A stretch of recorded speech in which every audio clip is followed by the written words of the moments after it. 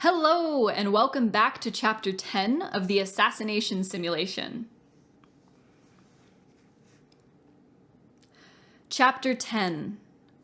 The rattle of hundreds of claws tapping against the ground greeted Evie as the three assassins passed through the door. As they walked up a narrow ramp and emerged onto a circular stage, her mind decoded the noise as the Skinnarian equivalent of applause. Azur stood at its center, bright lights from every angle glimmering off her silver uniform. For a moment, the light completely blinded Evie, but then her view shifted and she could see. The mask is filtering out the excess light, she realized. They were in the center of a large, domed amphitheater, surrounded by ascending rows packed with Skinnarians. Near the platform's edge, two tables stood on opposing sides of the stage. One table was empty, and with a gesture, Azur directed the three assassins to take their places behind it, facing her. As Evie sat, she looked across the stage at the occupants of the other table. There were three figures, all of whom were slightly transparent. The first was a Skinnarian, naked as the day it was born. Its chest was smooth, with no sign of nipples or breasts, and its pure white scales glistened in the light. A label popped into view as she looked at the Skinnarian. Benzo, Skinnarian emissary to the Understanding. Azur's brother, she remembered. Next to Benzo sat a Honrad, Nej Hokja, Honrad emissary to the Understanding. Evie shuddered at the sight of the creature. It was small compared to the other two, and even more grotesque in person, even from a distance. It sat hunched, skin loosely clinging to its bony shoulders and torso, mouth hanging slightly agape. The stage lights emphasized the greasy mane of hair down its spine. The third individual was the creature Azur had called a blimp, and it was twice as large as the other two combined. It lay awkwardly on its rounded stomach, its face protruding over the table. Its two small flippers poked uselessly out to either side, and its tail and tentacles fanned out behind it. Evie's mask labeled it Queen Aragonite, Blimpian emissary to the Understanding. It looked just like photos of blimps Evie had seen, except that it had intricate patterns dyed into the fur of its face and neck. The presence of the blimp, who was aquatic, confirmed to Evie that the three figures were not actually in the chamber with them. She wondered if they were some kind of hologram. "What the fuck are the emissaries doing here?" Hat whispered from her shoulder. Before Evie could respond, Azur's voice cut them off, amplified to fill the entire chamber. "Welcome," she said, raising her arms and spinning slowly to address the room, "to the weapons ceremony introducing Season 74 Skinnarian replacement assassins on Honrad." Around them, the clicking of claws hitting the floor grew louder, and the sound rattled unpleasantly around Evie's skull. She gritted her teeth against the noise, grounding herself with Hat's familiar weight on her shoulder. "I have the great pleasure of introducing Lubanzi, Haruto, and..." Azur paused, letting the silence build before finishing. "Evie." At Evie's name, the clicking reached a crescendo, accented by stamping feet and yells from the audience.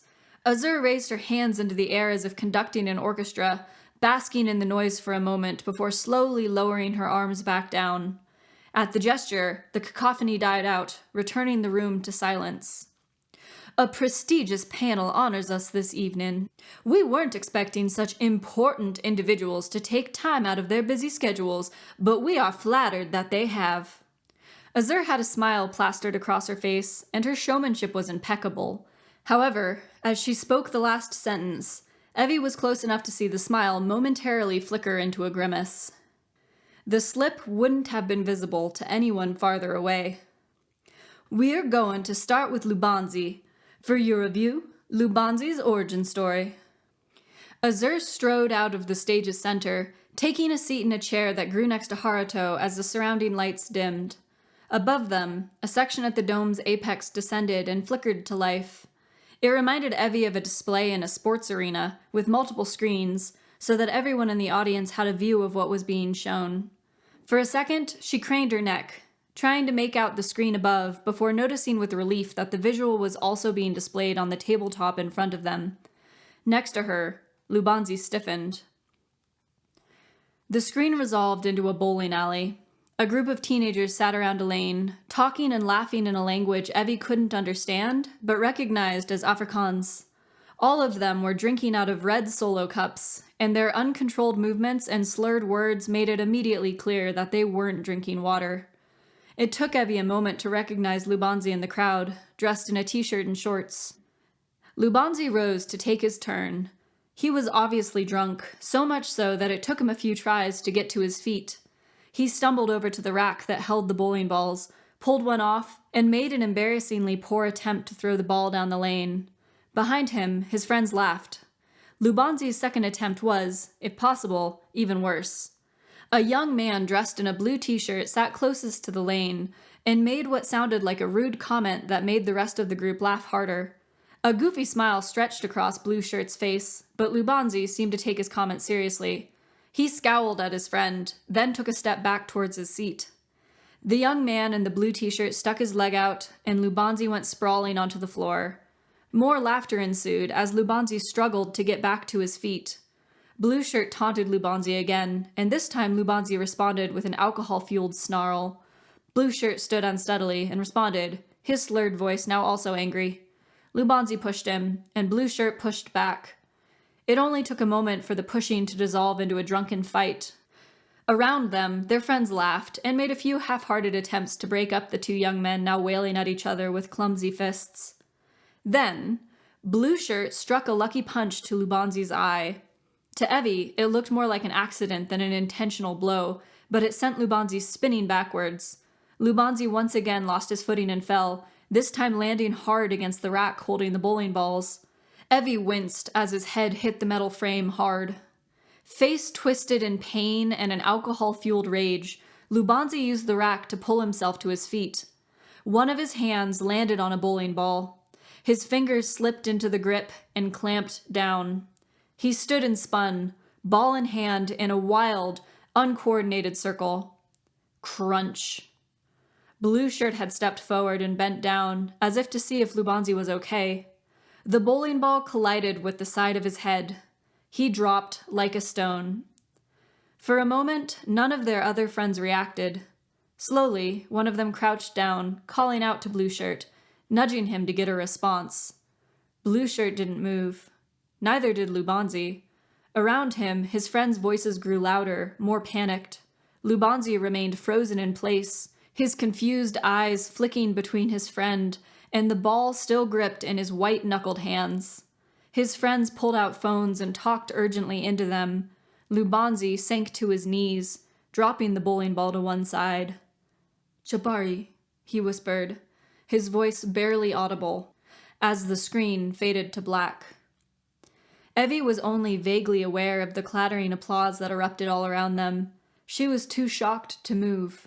Lubanzi was rigid in the seat next to her. He stared ahead, jaw clenched so tightly that the blood vessels in his neck and temple pulsed from the strain. She didn't know what to think, how to feel. Azur stood gracefully, walking back to center stage. "Lubanzi's weapon is called a bowling ball. Does the panel vote Lubanzi and his bowling ball eligible for participation?"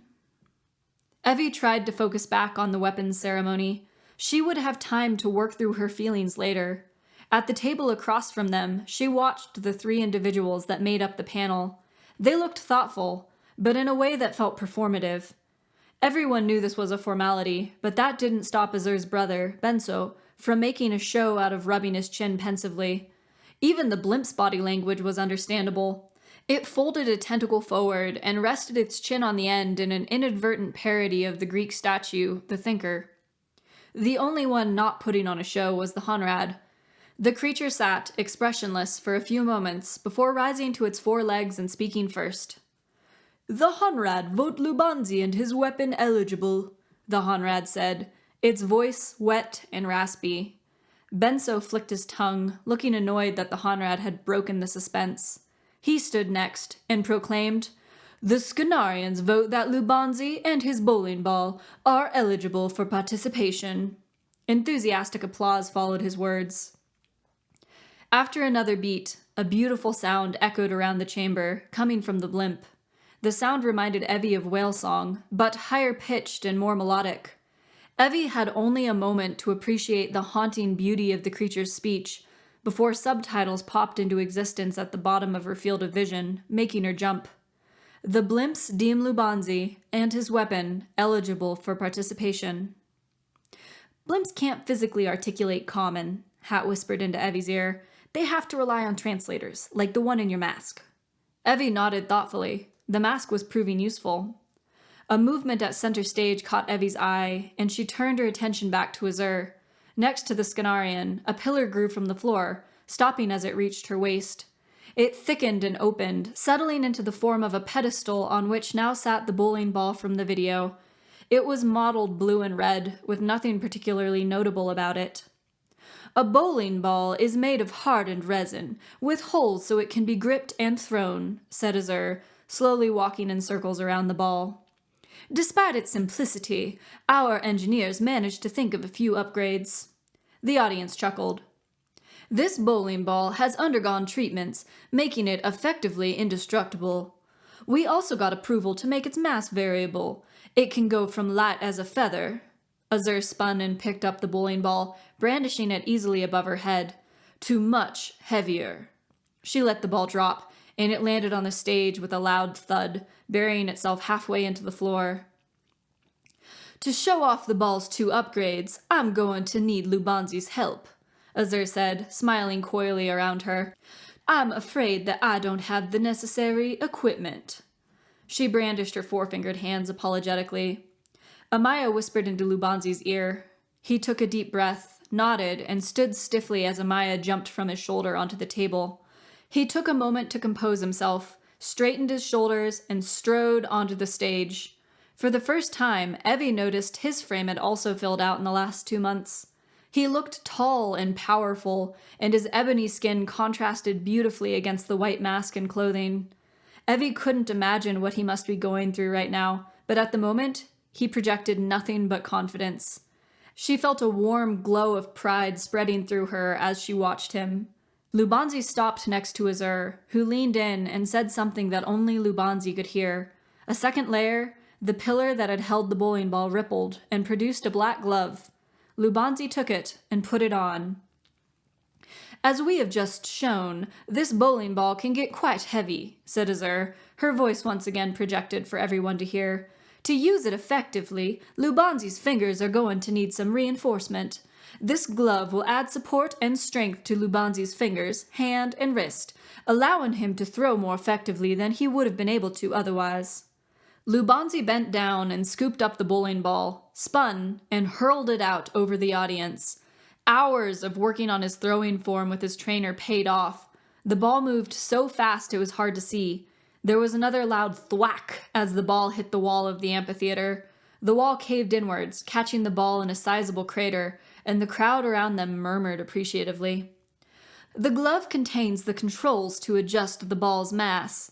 It also contains our last upgrade. It's no good having a weapon like this if you have no method of retrieving it. Azur gestured to Lubanzi. He held up his hand, and the bowling ball broke free of the wall and hurtled back to him. For a moment, Evie worried it would strike Lubanzi, but he deftly caught it and tucked it casually under his arm. Clattering applause erupted all around them. Lubanzi, following a gesture from Azur, strode off the stage and back down the aisle they had come in from. Amaya flew to him and landed on his shoulder just as he descended out of sight. After the applause had died down, Azur spoke again. Now, for your review, we present Haruto's origin story. Azur moved off the stage, and the lights once again dimmed. Haruto appeared on the screen in front of Evie, standing in what she recognized as a konbini, a Japanese convenience store. Haruto paced back and forth, his forehead creased with worry. His phone rang, and he grabbed it, answering "Moshi Moshi," the standard Japanese greeting when answering a phone. A panicked female voice replied in Japanese, loud enough for Evie to make out the words. "He knows. He left a message on my phone. I didn't notice until just now. Our neighbor saw us loading the car. He said if we leave, he's going to kill me. Haruto, he's coming back. He'll be here any second. I don't know what to do." "Get out of there now, Chio." Haruto's voice remained calm, even as he pushed his way to the store's doorway. "Get Akari in the car and get out of there. Forget about everything else. I'm 3 minutes away. I will be there as fast as I can." There was silence on the line for a second. Then the woman responded, "Okay, please hurry." The line went dead. Haruto bolted from the store. Parked next to the door was a sleek black motorcycle with Kawasaki and Ninja stamped on the side in large, white English letters. Haruto slung a leg over, jammed a key into the ignition, and took off down the road with a screech. He drove out of the small city center, hopping curbs and cutting off pedestrians in his haste. The surrounding city quickly transformed into suburbs, and the houses he rushed by gradually became larger as he entered an affluent neighborhood. He rocketed around the last corner in a turn so sharp his knee almost brushed the ground, then continued accelerating as the scene a few houses down came into view. 2 cars sat on the street in front of a large, traditional house. A little girl lay on the grass lawn, sobbing and crying out. A woman, presumably the girl's mother, stood in the center of the lawn, struggling against a large man who was holding her wrist and screaming. Evie stiffened as she watched the man slap the woman across the face, dropping her as she fell onto the lawn. The man opened his mouth to yell something else, but before he could, Haruto jumped the curb and with a loud rev of the engine slammed straight into him. Time seemed to slow down. The man was knocked backwards and off his feet. He fell, landing in a decorative garden that bordered the lawn. His head hit a rock carving with a sickening crack. The impact knocked the motorcycle over, Haruto still atop it, but he rolled onto the grass, a softer landing than the rocks in the garden. The woman, still holding her face, screamed Haruto's name. She wore a loose cardigan that had slid off her shoulder, revealing arms covered in old purple bruises. Haruto seemed okay, but he had a leg pinned under the motorcycle and was trying unsuccessfully to struggle free. "Go!" Haruto yelled at the woman. "Now! I'm sure his friends are on the way. Go to the police and tell them everything. Keep Akari safe." The woman hesitated, then nodded, tears streaming down her face. She rushed to the little girl, picked her up, and ran towards one of the cars. With a last glance over her shoulder at Haruto, the woman tucked her little girl into the back seat, jumped in, and drove off. Haruto, still pinned under the motorcycle, stopped struggling. He let his head fall back onto the grass behind him and closed his eyes. The body of the other man lay nearby, unmoving. A few moments of peace passed before more cars pulled screeching up to the house. As the screen once again faded to black, men piled out, rushing at Haruto. Evie looked up from the screen as applause erupted around them. She felt a sudden urge to get up and scream at the creatures. How could they watch something like that and applaud? Didn't they realize it was real? She remembered Hat's words from a few days before. Members of the Understanding had a disconnected view of violence.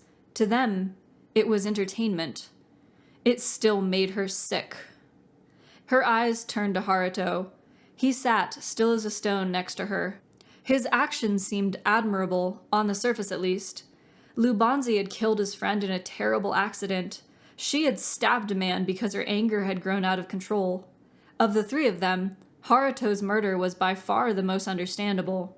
But that didn't change his behavior towards her and Lubanzi. If anything, it made his actions more confusing. Azur stood and walked back to center stage, once again silencing the applause.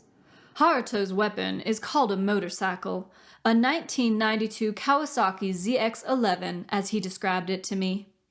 It's a mode of transportation used on Earth for those who are a little less concerned about their safety. Does the panel find Haruto and his motorcycle eligible for participation? The panel went through the same show as they had for Lubanzi, all voting him eligible. Evie waited for the motorcycle to appear, but instead, Azur kept going. Haruto is in a unique situation. For the first time in assassination simulation history, we have preemptively granted a boon. Haruto was concerned about the safety of his sister and his niece. They did not get away, and we found all 3 of them in the custody of her late husband's associates. He was the only eligible candidate, and at first, he refused to leave them. After some negotiation, we settled on a compromise. He used his boon to relocate his sister and niece, and to ensure that they would be kept safe and supported until his return. In the event of his death, or if he fails to earn the boon, then we will return them to their captors. Azur looked directly at Haruto. No pressure. I hope you can deliver. Excited murmuring surrounded them. Evie stared, horrified, at Azur. The woman stood, unaffected by her terrible pronouncement. This really was just a game to them. Evie looked back at Haruto with fresh eyes. The only part of him that had moved was his hands, which had balled into fists under the table. Evie shut her eyes against the complicated mix of emotions that filled her. Haruto's motives still didn't justify his actions, but she now understood them. The lives of his sister and niece depended on him performing well, on him coming out on top of the other assassins. He wasn't going about it rationally. Assassin ratings were based on the points they earned in the sim, but it would be hard to be rational in a situation like his. What would she have done with that kind of pressure riding on her? What would she have done to put herself ahead? A collective "ooh" rose around them from the audience. Emerging from the floor was Haruto's motorcycle. It was an impressive-looking bike, all sharp angles and aggressive lines. Azur took a moment to examine it before turning back to the audience. "What an impressive machine. That didn't stop us from making a few tweaks, though. We replaced the gas engine with a sniffer power source and supplemental internals, making it more powerful and removing the need for fuel. It now runs in almost total silence. We have attuned it to Haruto's biological signature, so it will turn on when he mounts it, and only he can ride it. The tires were replaced with a sniffer-engineered polymer, which won't wear down and will adjust to suit the terrain he's riding on." At a gesture from Azur, Haruto rose and strode onto the stage. He exuded power, his normally impressive muscles enhanced as the scales painted around them hit the light. He looked dangerous, an effect only emphasized by the uncanny mask covering his face. Haruto ignored Azur, going straight to the bike. He touched the handlebars lovingly and ran his hand over the leather seat. Korgan, his producer, remained on his shoulder. "This has the potential to be a devastating weapon against the Honrad," Azur continued, "but it has one major drawback. Its size makes it, at times, inconvenient. Our first upgrade addresses this issue." Azur reached down and pulled something off the bike, holding it up for everyone to see. It looked like a small black wrist cuff. She pushed something, and in a blink, the motorcycle folded into itself, until it was nothing but a small black shield, roughly the size and shape of a police badge. Before it hit the ground, Azur pushed the cuff again, and the bike folded back out, causing Haruto to take a step back. "That upgrade is pretty par for the course," Hat whispered into Evie's ear. "Vehicular weapons are common, and they almost always come with the storage method. It's hard to be sneaky while lugging around something that big." "Our final upgrade," Azur said, "is the most exciting one. Motorcycles have an advantage over other vehicles: their mobility. We thought it would be interesting to take away some of the motorcycle's limitations and see just how mobile it can be. Haruto's motorcycle can now be driven on any surface, even if it is vertical, horizontal, or upside down." Haruto's producer, Korgan, had been whispering into Haruto's ear as Azur spoke. When she stopped, Haruto stepped forward and threw his leg over the bike. True to Azur's words, the motorcycle came to life the second he hit the seat. He turned the accelerator as if revving the engine, but the motorcycle's silence spoiled the effect. In front of Haruto, a thin pathway rose from the floor through the crowd, pushing the Scanarians to either side as it grew above their heads, leading to the wall of the large room. The only sound as the bike took off down the pathway was the slight squealing of tires against the floor. Korgan left Haruto's shoulder in a frantic explosion of feathers, flying over to land on the table next to Evie as Haruto rocketed onto the wall. He circled the amphitheater, hanging almost vertically, traveling around and around in progressively higher circles that ended with a quick loop up and over the apex of the dome. For a moment, he hung completely upside down before he followed his previous path back to the stage. He stopped, feet away from Azur, with a screech of tires. He held a fist in the air, pausing for a moment as the room erupted in applause around him. Then he turned and sped back down the ramp after Lubanzi, Korgan fluttering after him. "What a prima donna," Hat grumbled into Evie's ear. "I don't care that he's technically a good person for helping his family. He's still an asshole, and your job is to show that motherfucker up."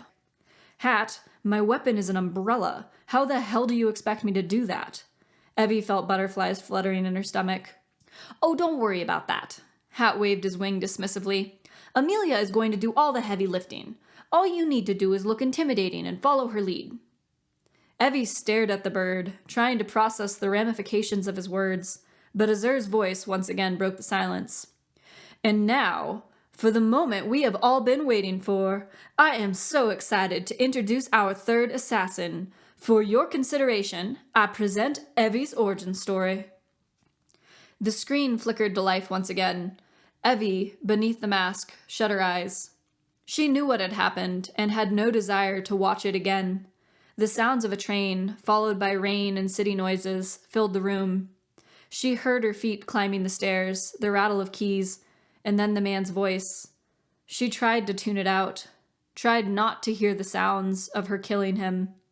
"Holy shit," whispered Hat. "I was briefed on the details of what happened, but holy shit, Evie." Evie couldn't respond. Her actions hadn't been accidental. With only the barest hint of provocation, she had lashed out and taken a life. Her story, contrasted against those of the other two, made her look like a savage. Azur stood for a third and presumably final time, strolling back up onto the stage. Applause thundered around them, worming into Evie's mind. "Evie, Evie, Evie," Azur tutted, shaking her head in amusement. "What a temper!" Laughter intermingled with applause, and Evie had to fight to keep herself from clamping her hands over her ears to block it out. As the applause finally died down, Azur turned to the panel. "Evie's weapon is Earth's version of an umbrella. Does the panel find Evie and her umbrella eligible for participation in the assassination simulation?" Without hesitation, Azur's brother, Benso, stood. "The Scanarians vote Evie and her weapon eligible," he announced confidently, his words followed by another roar from the crowd. After a moment, the Honrad, Nezhhokja, concurred. All attention in the room focused on the blimp, Queen Aragonite. She was taking her time, making a show of glancing between Azur and Evie. Azur stood more rigidly than a moment before, and from where Evie sat, she could see one of her fingers tapping irritably against her leg. Finally, the blimp spoke in its hauntingly beautiful language, and Evie read the accompanying subtitles. "The blimps declare Evie and her weapon not eligible. We would like to cite a violation, referencing section 421. Suddenly the subtitles blinked and went out, though the blimp continued speaking. Outraged muttering rippled through the chamber, but Azur gestured the room back to silence. When the blimp stopped speaking, Azur replied, but she was no longer speaking common. Evie recognized the language as the one Azur had spoken in the police station, though she couldn't understand a word of it. The tense conversation continued between the two Scanarians and the blimp, each in their respective languages. Evie wondered if they could actually understand each other, or if they were using translators she couldn't see. Then Nezhhokja spoke in Qual, the Honrad's native language. Evie had diligently continued to study Qual, and she was making progress. She could understand a few words. "The Honrad agree with the Scanarians. This objection is 421. If there is an attempt to... not a lucky coincidence. You can't...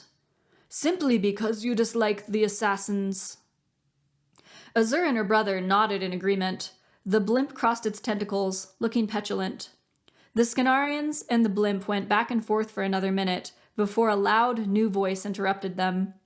Evie recognized the voice of the donut-shaped translator Azur had used in Singapore, but amplified, reverberating around the room with no obvious source. "We have reviewed this deadlock, and have ruled Evie and her weapon eligible. Proceed." Azur's expression turned smug. The blimp threw its tentacles over its head, but it seemed to concede defeat. Turning back to the audience, Azur said, "Excellent. Where were we?" She had switched back to common. Center stage, another pillar rose, peeling away to reveal Evie's umbrella, furled and standing vertically on its hooked handle. It looked more or less the same to Evie. Its pointed tip glinted in the light, clean of the blood that had covered it last time she had seen it. "Evie's umbrella is unusual," said Azur. "For starters, its name is Amelia." Scattered laughter surrounded them, and Evie felt herself blushing under the mask. "Amelia is designed for self-defense, which we have emphasized with our optimizations. We have replaced or reinforced most of the elements in this umbrella, making them extremely durable. The canopy is now a sniffer-engineered textile that is impenetrable to small projectile weapons, lasers, even low-power plasma beams. However, the most interesting feature of the original umbrella was its electronics. It had an alarm system and a small, mostly dormant computer system. For a moment, Evie didn't know what Azur was talking about. Then she remembered. The umbrella had come with the option to subscribe, for a monthly fee, to an additional security service. It would have turned the umbrella's alarm into a panic button, which would use a GPS locator embedded in the umbrella to pinpoint her location, and then automatically alert the nearest authorities. The feature wasn't enabled in Singapore, so she hadn't even considered it. She'd completely forgotten it existed until now. Azur paused, slowly pivoting to take everyone in. The audience was hushed with suspense. I'll be honest with you, when we requested this optimization, we were not expecting it to get approved.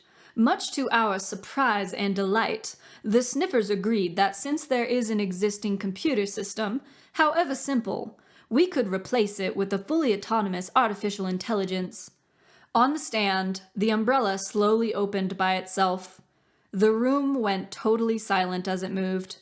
The voice that came from the umbrella's speaker echoed loudly in the silence. Hello, Evie.